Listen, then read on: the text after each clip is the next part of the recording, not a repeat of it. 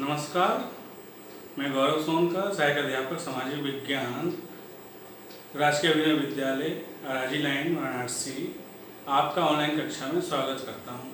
आज की कक्षा 10 के लिए है, जिसमें हम सामाजिक विज्ञान में इतिहास का अध्ययन करेंगे। आज इतिहास में हम भारत में राष्ट्रवाद का अध्ययन करेंगे। भारत के राष्ट्रवाद में हम का जो अध्याय है वो 4 भागों में बटा हुआ है। पहला विश्व युद्ध, खिलाफत और असहयोग। दूसरा आंदोलन के भीतर अलग अलग धाराएं। तीसरा सविनय अवज्ञा की ओर। और चौथा सामूहिक अपनेपन का भाव। आज की कक्षा में हम पहला विश्व युद्ध, खिलाफत और असहयोग और दूसरा भाग आंदोलन के भीतर अलग अलग धाराओं को देखेंगे। इस कक्षा का उद्देश्य है कि आप इन ऐतिहासिक घटनाओं को समझ सके, इन आंदोलन को आप अच्छे से समझ सके और इनका राष्ट्रवादी आंदोलन में क्या सहयोग रहा है और क्या प्रभाव रहा है उसको आप अच्छे से समझ सकें।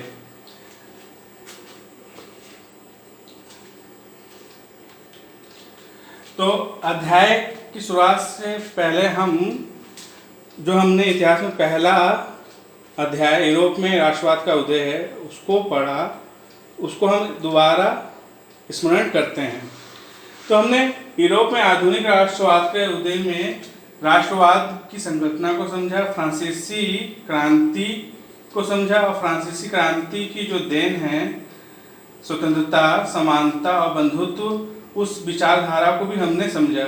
हमने ये भी समझा कि इन 3 विचारों से किस तरह से यूरोप में राष्ट्रवाद का प्रसार हुआ, क्योंकि यूरोप में जो राष्ट्रवाद का प्रसार है वो फ्रांसीसी क्रांति से ही प्रेरित है। और आपने देखा होगा कि इसी राष्ट्रवाद की वजह से राष्ट्रीय राज्यों का उदय हुआ, जैसे जर्मनी, इटली और ब्रिटेन। तो और यूरोप के बाहर भी जो भी राष्ट्रवादी आंदोलन है उसका भी प्रेरणा का स्रोत आपका फ्रांस की क्रांति रही है। अगर हम भारत के संदर्भ में बात करें तो ये जो फ्रांसीसी क्रांति की देन है उससे भारतीय राष्ट्रवादी आंदोलन भी प्रेरित था। और लेकिन जब हम भारत में राष्ट्रवाद की बात करें और यूरोप में राष्ट्रवाद की बात करें तो उसमें हमें कुछ अंतर मिलते हैं। वो अंतर 2 तरह के हैं। पहला ये कि भारत एक औपनिवेशिक देश था, अंग्रेजों की गुलामी में था, तो इसका जो राष्ट्रवादी आंदोलन का स्वरूप था वो ब्रिटिश सत्ता यानी कि दूसरी की सत्ता के विरुद्ध में संघर्ष था। जबकि यूरोप में जो राष्ट्रवादी आंदोलन था वहाँ की जनता का अपनी सत्ता के विरुद्ध में संघर्ष था। फिर जब हम वहाँ के राष्ट्र राज्यों को देखते हैं तो वहाँ के जो राष्ट्र राज्य वो एक भाषा, एक संस्कृति, एक धार्मिक पहचान के लिए संघर्षरत थे और उसी आधार पर उन्होंने अपने राष्ट्रीय राज्य का निर्माण किया था। जैसे जर्मनी को देखें तो जर्मन भाषा और जर्मन संस्कृति उसका आधार था। इटली की बात करें तो इतालवी भाषा और इतालवी संस्कृति इटली की राष्ट्र के आधार थे। लेकिन हम जब भारत की बात करते हैं तो भारत में विविधताओं का समावेश है।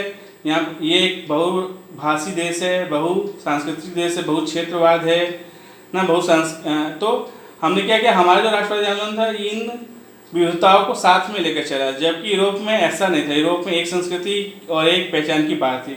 हमारे यहाँ बहु संस्कृति और बहु पहचान की बात राष्ट्रवादी आंदोलन में थी। तो हम अध्याय की ओर चलते हैं। पहला अध्याय जो भाग पहला विश्व युद्ध, खिलाफत और असहयोग है। तो पहला विश्व युद्ध का प्रभाव क्या था? जैसे कि आप जानते हैं कि 1914 से 18 के बीच में ये युद्ध लड़ा गया।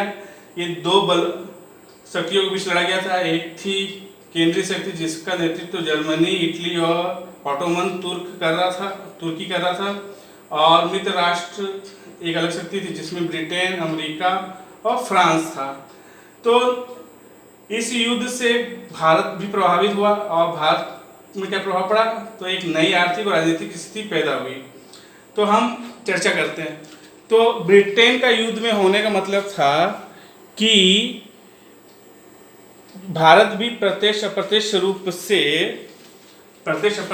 से युद्ध में सम्मिलित था, और जिसके कारण जो रक्षा व्यय था, जो रक्षा खर्च था, उसमें वृद्धि हो रही थी। और इन रक्षा खर्च को ब्रिटेन कहाँ से पूरा कर रहा था?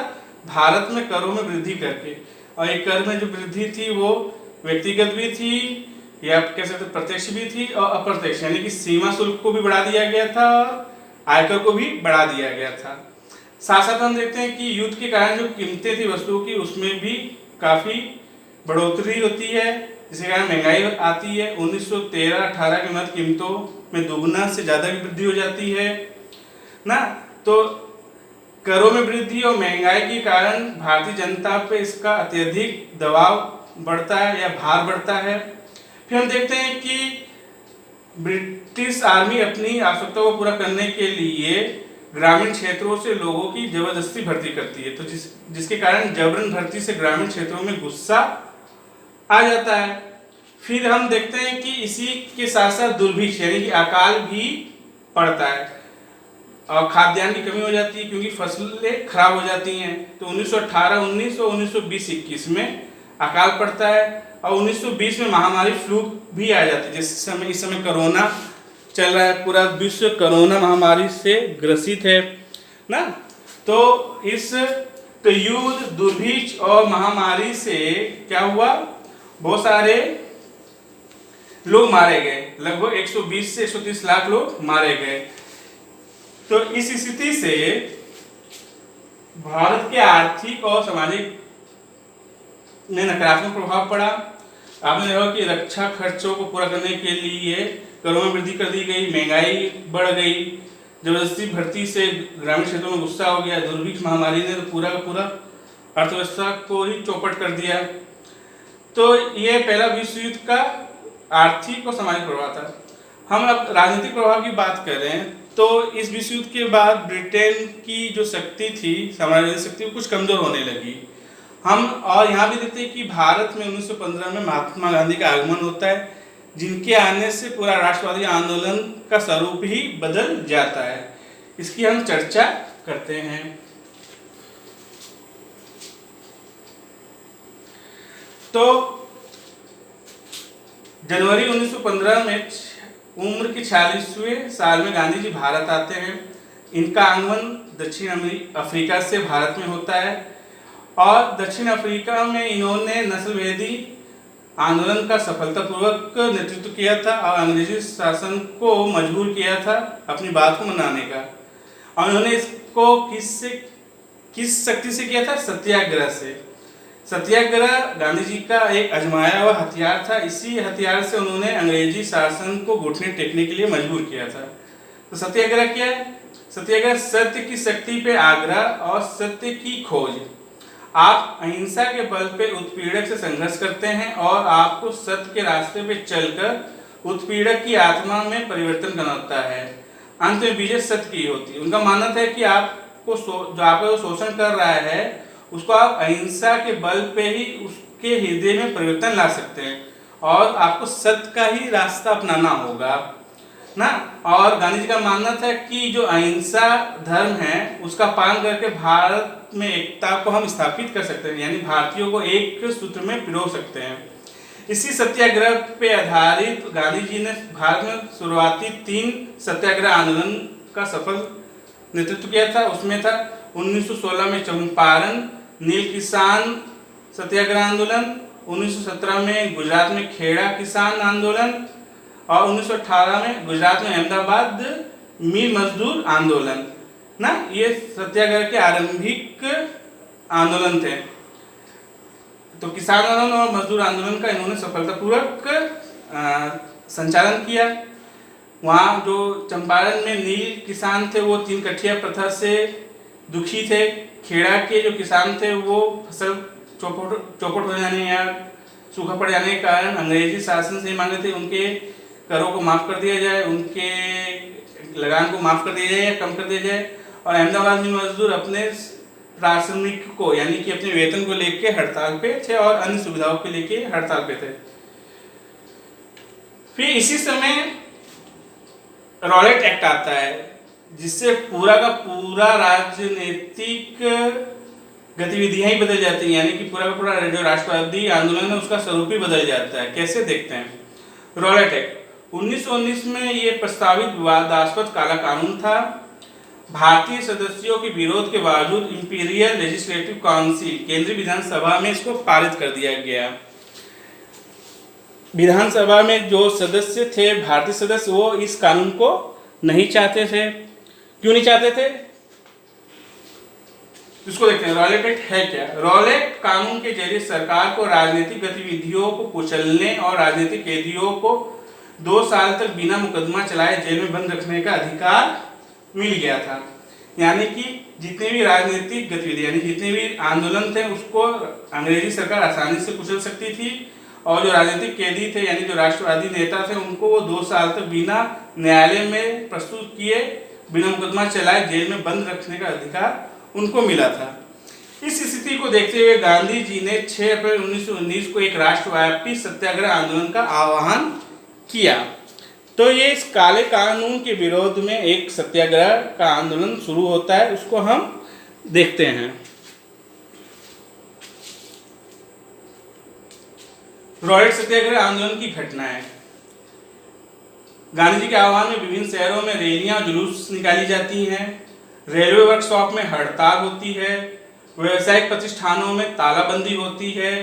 अंग्रेजी सरकार संचार व रेल सेवा बंद होने की आशंका में दमन चक्र की शुरुआत करते हैं। उसका स्वरूप देखिए। 10 अप्रैल 1919 को अमृतसर में शांतिपूर्ण जुलूस पर गोलीबारी पुलिस द्वारा की जाती है। ये लोग शांतिपूर्वक विरोध जुलूस निकाले थे, लेकिन पुलिस ने इनके ऊपर गोली चला दी। इस गोलीबारी कांड से पूरे देश में गुस्सा फूट पड़ता है, खासकर पंजाब प्रांत में। और पंजाब प्रांत में की स्थितियां जो होती हैं वो हिंसात्मक होने लगती हैं। इसी हिंसात्मक स्थिति को रोकने के लिए अंग्रेजी सरकार मार्शल लॉ को लागू करती है। अब मार्शल लॉ क्या है, यानी कि ऐसी स्थिति जिसमें सिविल प्रशासन काम नहीं कर सकता है और इस स्थिति को संभालने के लिए सेना को आना पड़ता है। इसको हम मार्शल लॉ कहते हैं। तो मार्शल लॉ लागू होने से क्या होता है, 13 अप्रैल 1919 को क्या कहते हैं, बैसाखी वाले दिन अमृतसर में जलियांवाला बाग हत्याकांड हो जाता है, जिसका नेतृत्व कौन करता है, जनरल डायर। जनरल डायर के नेतृत्व में अंग्रेजी सेना निहत्थों लोगों के ऊपर गोली बरसाती है और काफ़ी लोग मारे जाते हैं। और जनरल डायर ने इसको कहा कि ये कार्रवाई नैतिक रूप से या नैतिक प्रभाव से एकदम सही थी, क्योंकि ये अंग्रेजी हुकूमत के खिलाफ खड़े होने वाले लोगों को सबक सिखाने के लिए किया गया था। इस पे भी अंग्रेजी सरकार नहीं रुकती है और गुजरावाला जो पंजाब प्रांत का गांव, उस पर बम भी बरसाए जाते हैं। यानी कि रॉलेट सत्याग्रह को दबाने के लिए अंग्रेजी सरकार जो भी हथकंडा अपना सकती थी उसको अपनाया। इससे क्या हुआ, हिंसा को देखते हुए गांधी जी ने आंदोलन को वापस ले लिया, क्योंकि अंग्रेज सरकार झुकने को तैयार नहीं थी और वो हिंसात्मक को अख्तियार की हुई थी और जनता को मारने में उतारू थी। तो ये रॉलेट सत्याग्रह की घटनाएं। इसके बाद रॉलेट सत्याग्रह की समाप्ति के बाद गांधी जी के मन में एक विचार था कि हमको एक व्यापक सत्याग्रह आंदोलन की आवश्यकता है, और उसका आधार हिंदू मुस्लिम एकता ही था। उसको आज समझते हैं खिलाफत के माध्यम से। रॉलेट सत्याग्रह की वापसी व इसका शहरों में सीमित होने के कारण गांधी जी एक व्यापक जनाधार वाला आंदोलन चलाना चाहते थे, जिसके लिए गांधी जी हिंदू मुस्लिम एकता के पक्षधर थे और दोनों को साथ लाकर एक व्यापक जन आंदोलन चलाना चाहते थे।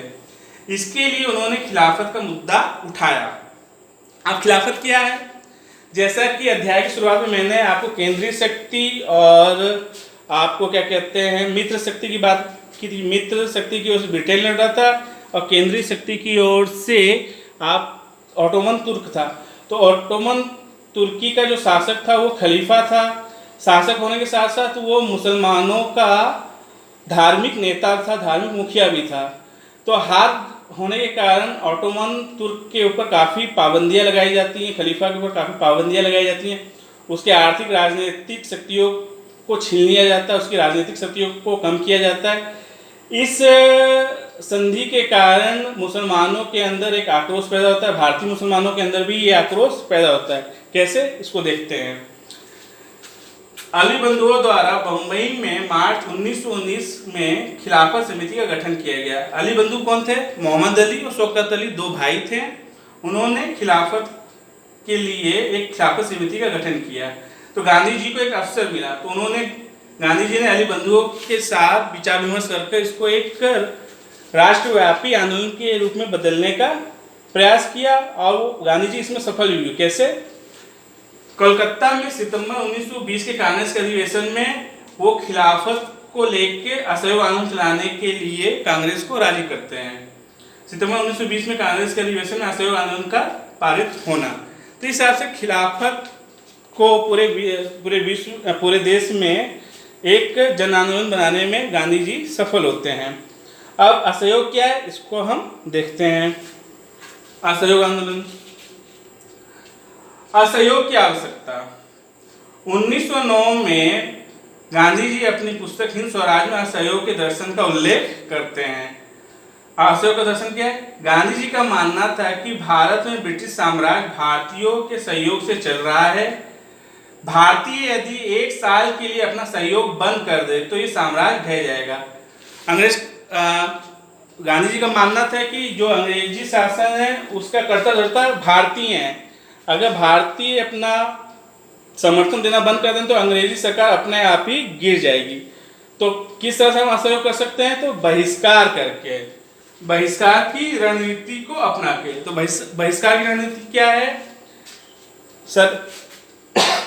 ब्रिटिश सरकार की जितनी भी संस्थाएं हैं, चाहे स्कूल हो चाहे सरकारी नौकरी हो, सबसे इस्तीफा दे देना, सबका विरोध करना और ब्रिटिश सामग्री, ब्रिटिश वस्तुओं यानी विदेशी वस्तुओं का बहिष्कार करना, जिसमें आपने विदेशी कपड़ों की होली जलाने की घटना को भी देखा है।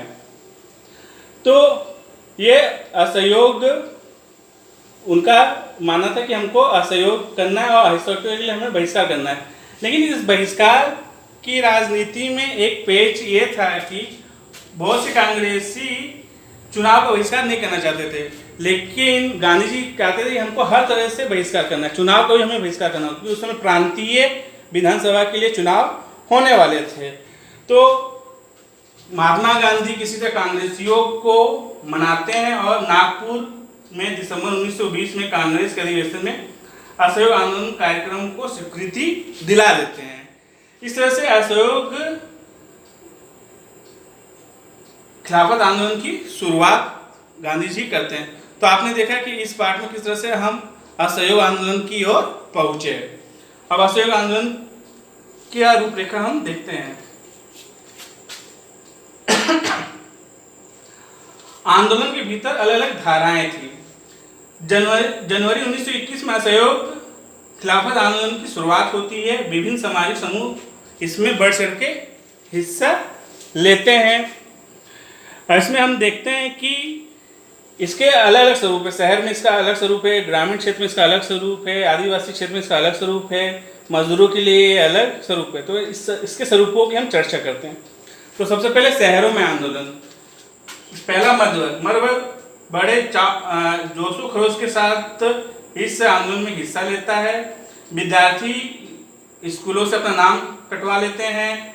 शिक्षक और हेडमास्टर अपने पद से त्याग दे देते हैं। वकील अपनी वकालत का बहिष्कार कर देते हैं। राजनीतिक पार्टियां चुनाव का बहिष्कार करती है। लेकिन चुनाव के बहिष्कार में एक तथ्य ये है कि मद्रास प्रेसिडेंसी में जस्टिस पार्टी ने चुनाव का बहिष्कार नहीं किया।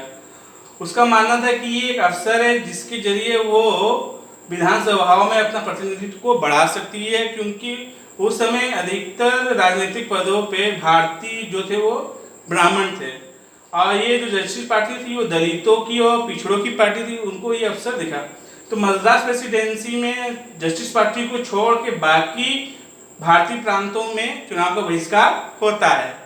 लोग विदेशी वस्तुओं का बहिष्कार करते हैं, विदेशी कपड़ों की होली जलाते हैं। अब विदेशी कपड़ों की बात करें तो 1921 में 102 करोड़ रुपए के विदेशी कपड़े भारत में आए थे, जो कि 1922 में 57 करोड़ रुपए के हो गए, यानी कि आधे के आसपास गिरावट हो गई। तो इस तरह से विदेशी वस्तुओं का बहिष्कार किया गया। फिर शराब की दुकानों की पिकेटिंग की गई। अब शराब की दुकानों की पिकेटिंग का मतलब है निगरानी करना। कांग्रेसी छोटी छोटी टोलियां बना के शराब की दुकानों पर बैठ जाया करते थे और जो शराब खरीदने आता था या शराब पीने आता था उसको समझाते थे कि शराब ना पिए। और शराब की दुकानों की पिकेटिंग का मतलब ये था कि शराब जो थी वो राजस्व का सबसे बड़ा जरिया है, सबसे बड़ा माध्यम है। अभी आपने हाल ही में भारत में घटना देखी होगी शराब की दुकानों की। तो सरकार के लिए शराब एक माध्यम है राजस्व बटोरने का। तो कांग्रेसी चाहते थे कि अगर हम शराब की दुकानों की पिकेटिंग करेंगे तो आर्थिक रूप से भी अंग्रेजों के लिए मुसीबत होगी। फिर इस तरह से ये आंदोलन चला, लेकिन देखते हैं कि आंदोलन धीमा पड़ जाता है शहर में। क्यों पड़ जाता है? एक तो विदेशी वस्तुओं के बहिष्कार से स्वदेशी को तो बल मिलता है, लेकिन जो स्वदेशी खादी वस्त्र है वो महंगी है। गरीब गुरबाओं के लिए ये महंगी पड़ रही थी। उनके लिए मिल की बनी हुई जो कपड़े थे, मिल में बने हुए कपड़े थे, जो ब्रिटेन से आए हुए कपड़े थे, वो सस्ते पड़ते थे। और दूसरा ब्रिटिश संस्थाओं का विकल्प का अभाव। अब ब्रिटिश संस्थाओं का विकल्प का अभाव ये था कि कहने के लिए विद्यार्थियों ने स्कूल छोड़ दिया, शिक्षकों ने स्कूल छोड़ दिया, वकीलों ने वकालत छोड़ दी, लेकिन कुछ समय के बाद उनके पास रोजी रोटी का संकट पैदा हो गया कि अपने परिवार को क्या खिलाए पिलाए, क्योंकि भारतीय संस्थाएं तो थी नहीं, ना उतने विद्यालय थे, ना कचहरी थी। तो थक हार के विद्यार्थी, शिक्षक, वकील और बाकी लोग वापस उसी ब्रिटिश संस्थान पे आ जाते हैं। तो इस तरह से ये आंदोलन यहाँ धीमा पड़ जाता है। तो ये शहर की बात हुई। अब हम ग्रामीण क्षेत्र में चलते हैं। ग्रामीण इलाकों में विद्रोह। ग्रामीण इलाकों में विद्रोह। अब ग्रामीण इलाकों की हम बात करें तो हम इसमें किसान संघर्ष की बात करते हैं। और किसान संघर्ष के लिए हम आज जो संयुक्त प्रांत है, जो आज का उत्तर प्रदेश है, उसके अवध इलाके की बात करते हैं। अवध इलाके में सन्यासी रामचंद्र बाबा नाम के व्यक्ति ने किसान आंदोलन का नेतृत्व किया। ये सन्यासी रामचंद्र बाबा कौन थे? ये गिरमिटिया मजदूर थे जो फिजी से आए हुए थे। गिरमिटिया मजदूर उन्हें कहते हैं जो अंग्रेजी सरकार के साथ एक एग्रीमेंट साइन करते थे और अन्य ब्रिटिश उपनिवेशों जैसे मॉरिशस, श्रीलंका, सूरीनाम, फिजी, इन सब उपनिवेशों में जाके बागानों में काम किया करते थे, मजदूरी किया करते थे। तो उसी में से ये फिजी से आए हुए गिरमिटिया मजदूर थे। तो ये जो मजदूर थे उस एग्रीमेंट को गिरमिट कहते थे और यही गिरमिट आगे चलकर गिरमिटिया कहलाया। तो किसानों की अपने असंतोष के कारण पहला था कर और लगान। अवध में जमींदारी प्रथा थी। अब जमींदारी प्रथा के कारण क्या होता था, जो सरकार थी वो जमींदारों के लिए कर निश्चित कर देती थी। इस निश्चित कर से के ऊपर भी जमींदार किसानों से कर लिया करते थे। तो किसान जो थे वो कर के बोझ से दबे हुए थे। अब बहुत से किसान ऐसे थे जो बेगार भी करते थे। अब बेगार क्या है? आप जो काम कर रहे हैं उस काम के लिए आपको कोई आर्थिक प्रोत्साहन नहीं मिलेगा, कोई पैसा आपको नहीं मिलेगा, यानी आप एक तरह गुलाम की तरह काम करेंगे। और बेगारी में क्या होता था कि बाप तो बेगारी करता था और बाप का जो बेटा था वो भी बेगारी करता था, यानी आने वाले पुश्तें भी बेगारी करती थी। तो यानी कि ऐसे किसान जो जमींदारों, साहूकारों के ऋण को या जो कर्जे हैं उसको नहीं चुका पाते थे, तो उसके बदले में ये मेहनताना करते था और उसकी मेहनत करते थे और उसके बदले उनको कोई मेहनताना नहीं मिलता था। तीसरी समस्या थी अनिश्चित पट्टे। बहुत सारे किसान छोटे किसान थे और भूमिहीन थे, तो वो जमींदारों द्वारा दिए गए पट्टे पे किसानी करते थे और इन किसानों को ये नहीं मालूम था कि आने वाले सालों में वो पट्टा उनके पास रहेगा कि नहीं रहेगा, या जमींदार किसी और को ये पट्टा दे देगा। इन्हीं सब समस्याओं से किसानों में जमींदारों, तालुकदारों के प्रति विरोध की भावना उत्पन्न होती है और वो इन जमींदारों का विरोध करते हैं, उनका सामाजिक बहिष्कार करते हैं। किस तरह से? नाई और धोबी जैसी सेवाओं को बंद करके अन्य सामाजिक सेवाओं को बंद कर दिया जाता है, यानी कि जमींदारों का सामाजिक रूप से बहिष्कार किया जाता है गाँव में। इसी स्थिति में जवाहरलाल नेहरू अवध का दौरा करते हैं और बाबा रामचंद्र के साथ मिल के 300 किसान समूह का गठन करते हैं। जिसमें कांग्रेसी और किसान दोनों मिले रहते हैं और किसान संघर्ष को ये दिशा देते हैं। लेकिन इस किसान संघर्ष का एक नकारात्मक पहलू था इसका हिंसक होना। धीरे धीरे किसान संघर्ष क्या होता है, वो हिंसा का रूप लेता जाता है। किसान जमींदारों तालुकदारों के घरों में हमला करते हैं, उनके अनाजों को लूट लेते हैं, उनके भंडारों को लूट लेते हैं और उनको शारीरिक रूप से हताहत भी करते हैं। तो इससे गांधी जी और कांग्रेसियों में थोड़ा अच्छा नहीं लगा, उनको प्रसन्नता नहीं कि ये किसान संघर्ष धीरे धीरे हिंसात्मक हो रहा, क्योंकि सत्याग्रह का जो आधार था वो अहिंसा था। आप देखते हैं कि फरवरी 1922 में चोरा चोरी कांड के बाद गांधी जी असहयोग आंदोलन को वापस ले लेते हैं। ये तो हुआ किसान संघर्ष। अब हम आदिवासी संघर्ष की बात करते हैं।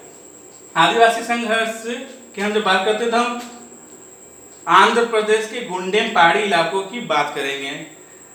ये जो इलाका है वो आदिवासी क्षेत्र है और आदिवासी सीधा विरोध न करके गुरिल्ला या छापेमार युद्ध के जरिए अंग्रेजों का विरोध कर रहे थे, क्योंकि अंग्रेज एक संसाधन युक्त शक्तिशाली तंत्र था और जो आदिवासी थे उनके पास कोई संसाधन नहीं था। तो अपने लिए वो जो अंग्रेजों का विरोध था, वो अंग्रेजों के विरोध के लिए उन्होंने इस गुरिल्ला युद्ध को अपनाया, छापेमारी युद्ध को अपनाया।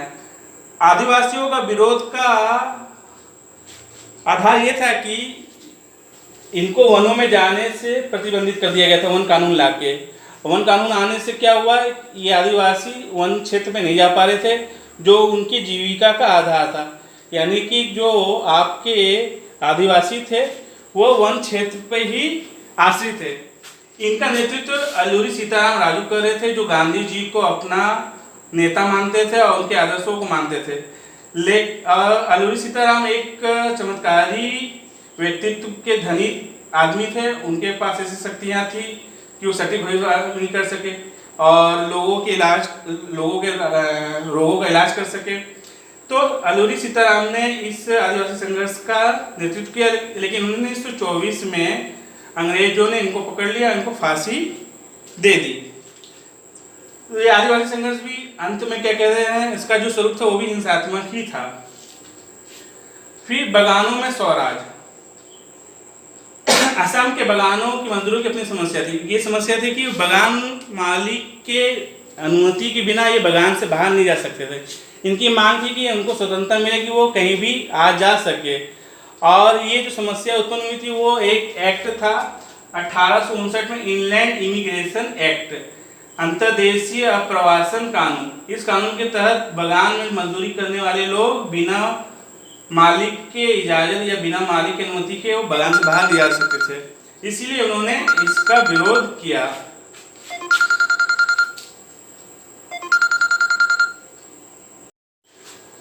तो बगानी मजदूरों ने इसका विरोध किया। उन्होंने कहा कि हमको आने जाने का इजाजत मिले। और अब अंत में देखें तो हम निष्कर्ष करते हैं कि ये जो असहयोग आंदोलन था इसका स्वरूप स्थानीय तौर पे अलग अलग था। आप देखते हैं कि जो स्थानीय संघर्ष, जो किसान संघर्ष है, जो आदिवासी संघर्ष है, उसका रूप हिंसात्मक हो गया। तो स्थानीय संघर्ष कांग्रेस के अनुरूप नहीं थे। तो कांग्रेस में ये एक भाव पैदा हो गया कि जो संघर्ष हो रहा है तो हमारे कार्यक्रम के अनुरूप तो हो ही नहीं रहा है। लेकिन इसका एक अच्छा विपक्ष था कि सबने स्वराज के लिए संघर्ष किया। जब सबने स्वराज के लिए संघर्ष किया तो इसका ये जो स्वराज था वो भारत की स्वतंत्रता से जुड़ा हुआ था। और सबका जो स्वराज का अर्थ था सबके लिए अलग अलग। किसान चाहते थे कि उनको करों से मुक्ति मिले, उन्हें बेगारी से मुक्ति मिले, उनको निश्चित पट्टा मिले। आदिवासी चाहते थे कि उनको उनके वनों पर अधिकार मिले, ये इनके लिए स्वराज था। और बगानों में जो स्वराज का मतलब था, यानी बगान मजदूरों स्वराज का मतलब था कि उनको आने जाने के लिए स्वतंत्रता मिले। तो सबके लिए स्वराज का अपना अपना अर्थ था। लेकिन फिर भी सब गांधी जी से जुड़े हुए थे। जब गांधी जी से जुड़े हुए थे तो इसका मतलब था कि ये जो स्वराज था वो भारत की स्वतंत्रता की ओर ले जा रहा था। आज की कक्षा में इतना ही। मुझे पूर्ण विश्वास है कि आपको आज की कक्षा अच्छे समझ में आई होगी। गृह कार्य को आप देख लें। सत्याग्रह के विचार का अर्थ आप लिखेंगे। 1921 में असहयोग आंदोलन में शामिल विभिन्न सामाजिक समूहों के संघर्षों के बारे में भी आप अपनी कॉपी में लिखेंगे। धन्यवाद।